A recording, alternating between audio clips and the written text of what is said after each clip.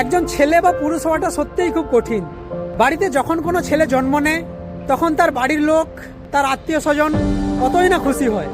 আর ছেলেটা তখন কি জানতো যে সে যতই বড় হবে ততই এই খুশি স্ট্রাগল আর স্যাক্রিফাইসে বদলে যাবে। বিং আ ম্যান, নিজের স্বপ্নকে পেছনে রেখে পরিবারের স্বপ্নকে বাঁচিয়ে রাখা। একজন পুরুষ চিৎকার করে না, সহ্য করে। তার যুদ্ধ মাঠে না, তার যুদ্ধ জীবনে। পুরুষ মানে কথা কম, দায়িত্ব বেশি।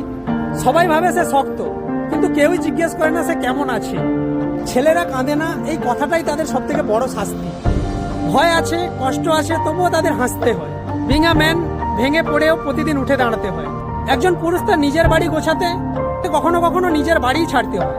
ছোটবেলায় বাবাকে ক্লান্ত দেখতাম, আজ আয়নার সামনে দাঁড়িয়ে তাকেই দেখি। তখন বুঝিনি, এখন বুঝি বিং আ ম্যান কি। বাবারা কম কথা বলেন, কিন্তু সব বোঝেন। নীরবতাই অনেক পুরুষের ভাষা। সে ভাঙে না, সে বদলায়।